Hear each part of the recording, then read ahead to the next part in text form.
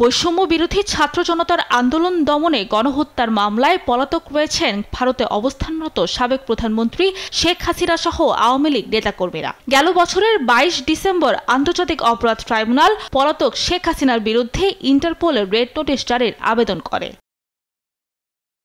এরপর ১৯ এপ্রিল শেখ হাসিনা সহ ১২ জনের বিরুদ্ধে রেড নোটিশ জারির আবেদন করার কথা জানায় ট্রাইব্যুনালের প্রসিকিউশন। তালিকার অন্যরা হলেন আওয়ামী লীগ সাধারণ সম্পাদক ওবায়দুল কাদের, সাবেক মন্ত্রী আসাদুজ্জামান খান কামাল, আকম মোজাম্মেল হক, হাসান মাহমুদ, জাহাঙ্গীর কবির নানক, মহিবুল হাসান চৌধুরী নওফেল, ঢাকা দক্ষিণ সিটির সাবেক মেয়র শেখ ফজলে নূর তাপস, সাবেক প্রধানমন্ত্রীর প্রতিরক্ষা উপদেষ্টা তারিক আহমেদ সিদ্দিক, সাবেক প্রতিমন্ত্রী নসরুল হামিদ বিপু ও মোহাম্মদ আলী আরাফাত এবং সাবেক আইজিপি বেনজির আহমেদ।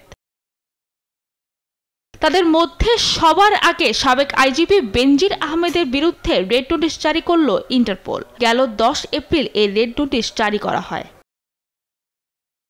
বেনজির আহমেদ সপরিবারে পলাতক, কোন দেশে আছেন তা এখনো নিশ্চিত হতে পারেনি বাংলাদেশ পুলিশ। তবে তাদের আশা রেড নোটিশ জারি হওয়ায় খুব শিগগিরই তার অবস্থান নিশ্চিত এবং গ্রেফতার করে দেশে ফিরিয়ে আনা সম্ভব হবে।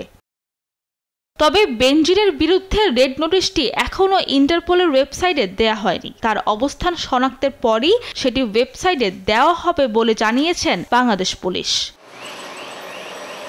সাবরিনা মজুমদার, দেশ টিভি, ঢাকা।